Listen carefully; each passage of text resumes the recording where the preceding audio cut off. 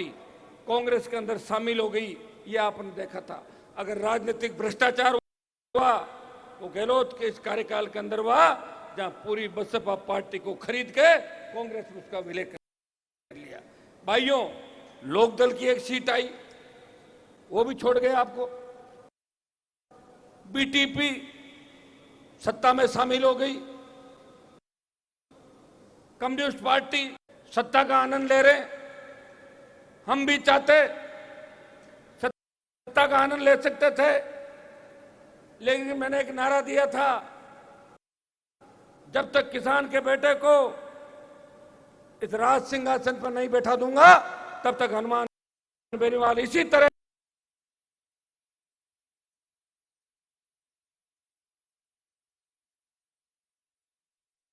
मुझे वो दिन अच्छी तरह याद है जब गहलोत की सरकार गिर रही थी। हम गहलोत के खिलाफ थे, जहां बीजेपी के बेहतर बैठे थे।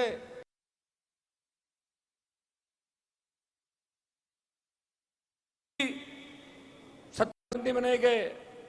मैं तीनों विधायकों को धन्यवाद दूंगा कि इन्होंने मेरा साथ दिया और इन्होंने एक ही बात कही कि हनुमान जी की जो विचारधारा है वो गांव गांव ढाणी ढाणी जानी चाहिए। चुनाव के बाद जब किसान आंदोलन चला और किसान आंदोलन में वो आंदोलन पंजाब के किसानों ने शुरू किया, हरियाणा का किसान साथ आया, उत्तर प्रदेश का किसान आया और दिल्ली का किसान आया। तब उन सब ने एक ही बात करी थी कि राजस्थान का NH-8 जो दिल्ली जयपुर जाता है और गुजरात को जोड़ता है, अगर NH-8 जाम हो जाए, मेरे से बात करी, मेरे पास किसान नेता आए, हनुमान जी आप किसान के बेटे हो, आपका समाज और किसान सड़क पे बैठा है, मोदी जिद कर रहे हैं, अगर आप NDA छोड़ दो, आप सत्ता छोड़ दो, तो किसान बिल वापस हो सकते हैं। मैंने 1 मिनट का समय नहीं गमाया, NH-8 को जाम किया, जयपुर दिल्ली के राजमार्ग को, और 70 दिन सड़क पर अगर देश का कोई सांसद किसान कौम के सम्मान की लड़ाई लड़ रहा था, वो नागौर का सांसद था जिसने सत्ता को ठोकर मारी और हमेशा किसानों का साथ दिया। सत्ता तो मैं भी प्राप्त कर सकता था, जिस तरह आपका मंत्री है, मैं तो 2003 में ही बन जाता। मेरा वसुंधरा से क्या झगड़ा था? वसुंधरा का झगड़ा तो उसके पति से था, मेरे से थोड़ा ही था। फिर भी मैंने 3 के अंदर 3, 8, 13, 18, 19 और फिर दिल्ली के अंदर जब अभी हालात बने, अगर आपके लिए कोई लड़ता हुआ दिखता है, वो नागौर का सांसद है। किसान बिलों के बाद जब अग्निपथ योजना दिल्ली की सरकार लेके आई और सेना को ठेके पे दे दिया, तब झंडे के साथ अगर देश में कोई नेता आगे आया, लोकसभा के अंदर अग्निपथ का विरोध अगर किसी सांसद ने किया और लोकसभा के बाहर जोधपुर में 2 लाख जवानों की रैली करके मोदी को चेतावनी दी, वो नागौर का सांसद था जिसने कहा कि सेना के सम्मान को करवा के मिलना चाहिए। भाइयों, अगर सेना के सम्मान में हम नहीं लड़ेंगे, किसके सम्मान में लड़ेंगे? अगर मोदी को झुकाया, हम लोगों ने झुकाया, अग्निपथ का मामला है, हमें और आगे लड़ाई लड़नी पड़ेगी।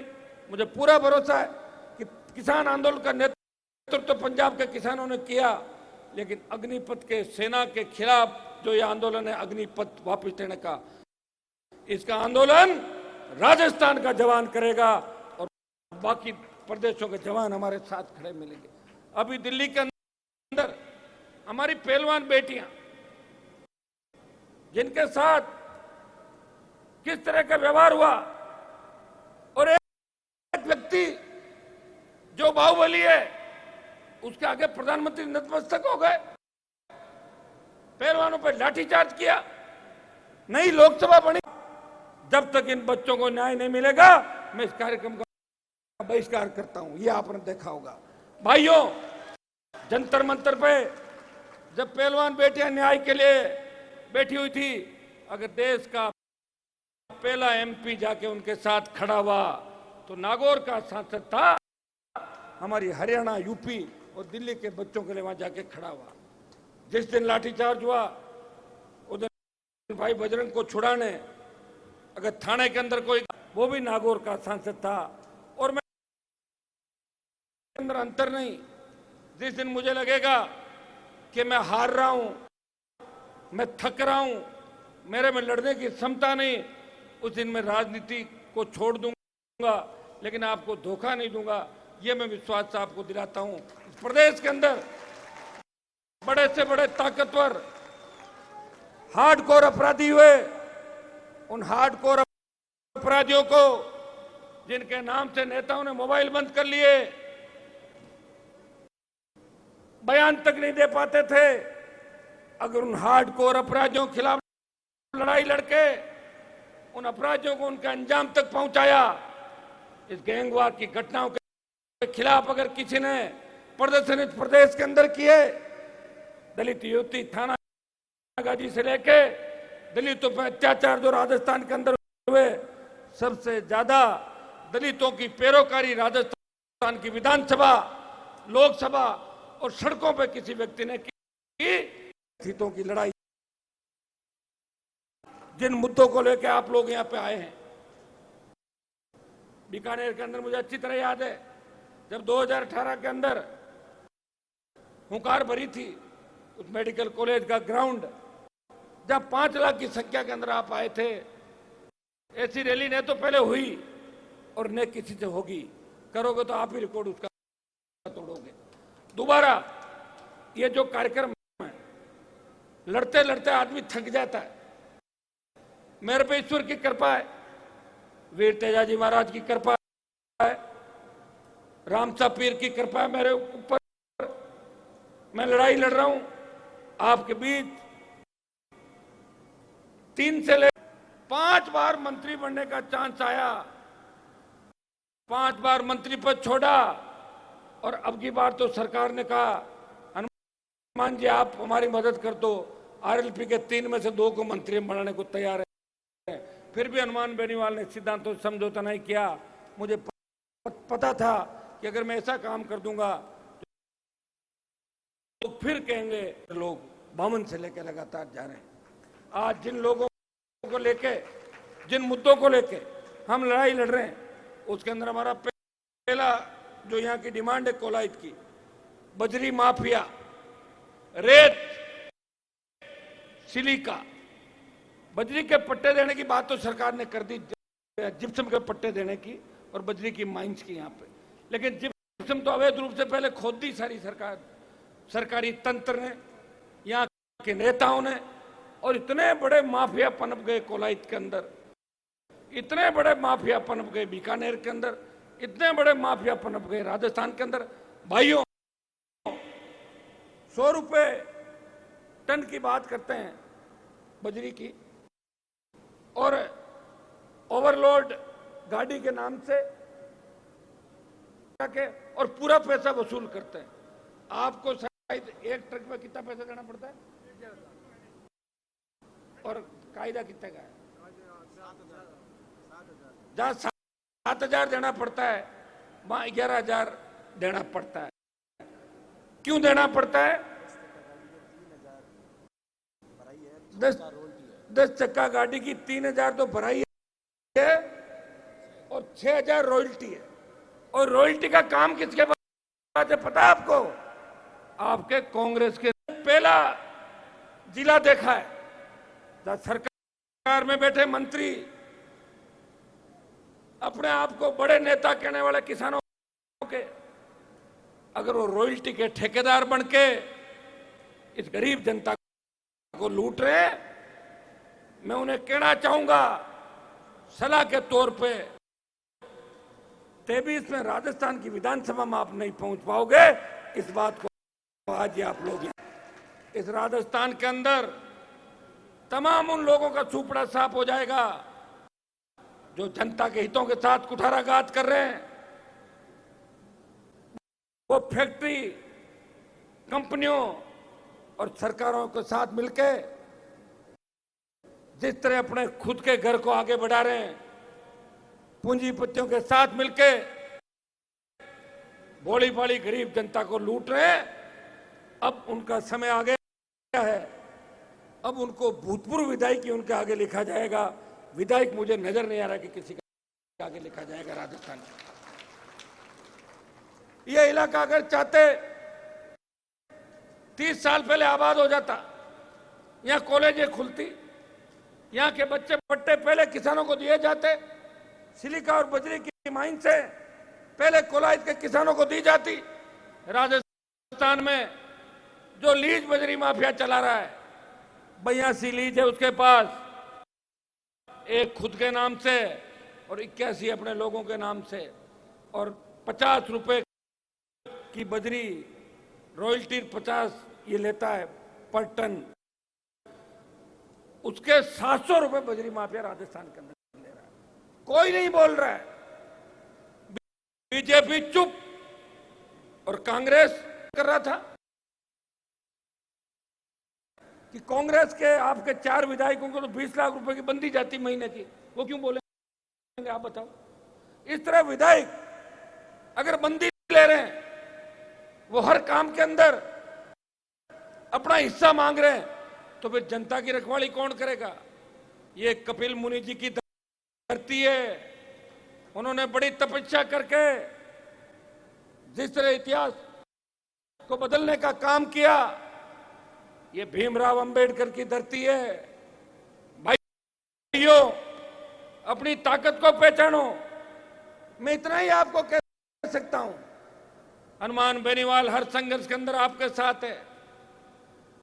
हम टोल नहीं देंगे राजस्थान के अंदर, टोल मुक्त राजस्थान होना चाहिए, फ्री बजरी मिलनी चाहिए, फ्री पानी मिले, खाली पद भरे जाए, बेरोजगारी भत्ता मिले, मजबूत लोकायुक्त हो और भ्रष्टाचारियों को सजा मिले। आज हालात क्या है, किसी को ट्रैप करते हो रंगे हाथों, उसकी स्वीकृति लेनी पड़ती है। राजस्थान सरकार जब उसकी एनओसी नहीं दे तब तो उसका चालान नहीं होता। ये कौन करेगा काम? ये काम सरकारें करेगी। आरोप लगाता था कि वसुंधरा गहलोत मिले हुए हैं, तब हो सकता है कई लोगों को ऐसा लगता होगा कि हनुमान जी झूठ बोल रहे हैं, लेकिन 15 साल बाद अशोक गहलोत ने बोला कि मेरी गिरती हुई सरकार वसुंधरा ने बचाई थी। ये बात आपने अच्छी तरह सुनी थी सब लोगों ने। ये मिलाजुली का खेल राजस्थान के अंदर है, मिलाजुली के खेल को हमें खत्म करना है। भाइयों,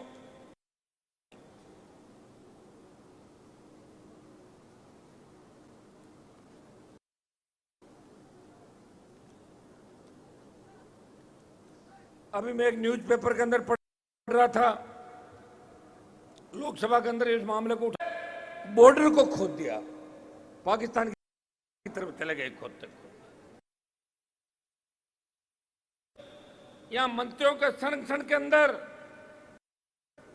नेताओं के संरक्षण के अंदर किस तरह माफिया पनपा है।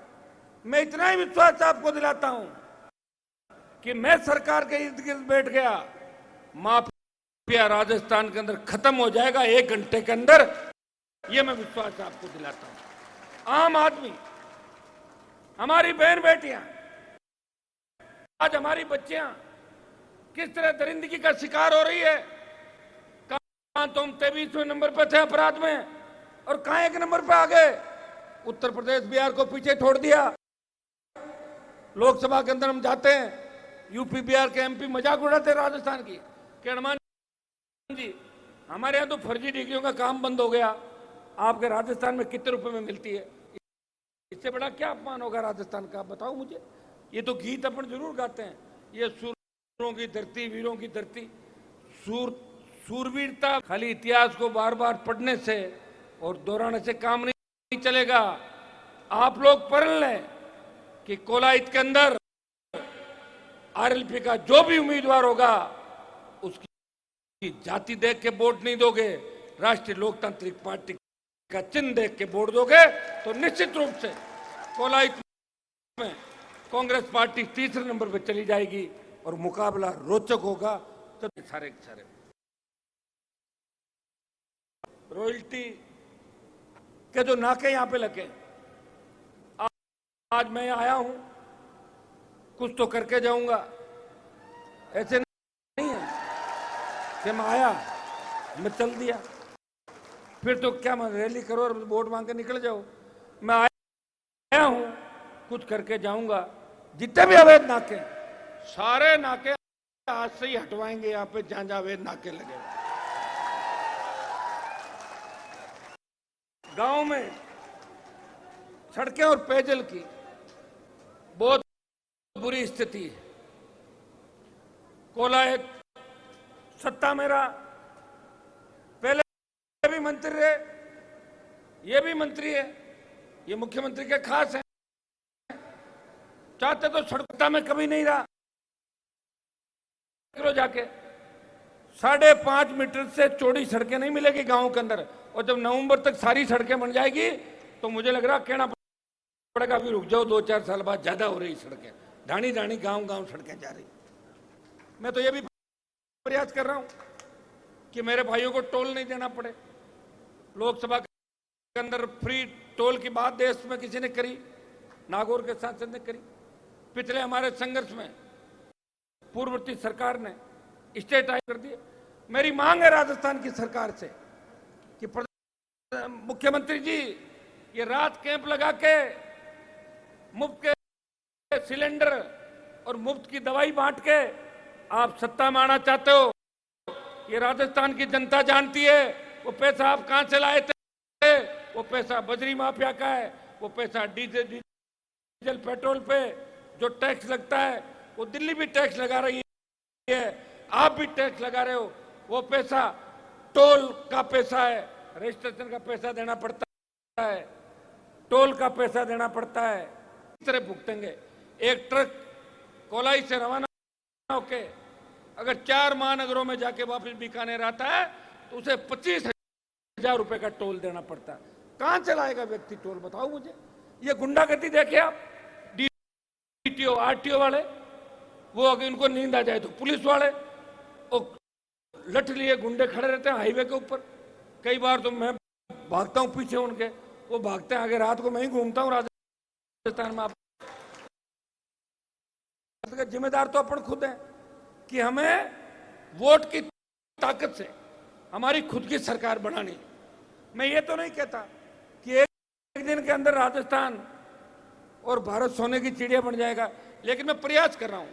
और मेरे प्रयास का यह परिणाम हुआ कि जिस कोलाइत के अंदर आज तक लोग मीटिंग नहीं कर पाते थे, उस कोलाइत के अंदर इतनी तादाद में नौजवान आया है कि दिल्ली तक आवाज पहुंच गई कि कोलाइत में राष्ट्रीय लोकतांत्रिक पार्टी की जन हुंकार रैली। भाइयों, आप मुझे हिम्मत दें। उम्र बढ़ रही है ना धीरे धीरे। अब 23 में मजबूती दिखा दोगे, मामला गड़बड़ हो गया तो लोग कह देंगे बे फिर आप 20 साल तक रोता कहीं कर लियो, क्यों दीप जी, ये कहेंगे ना लास्ट में। लेकिन मैं आपको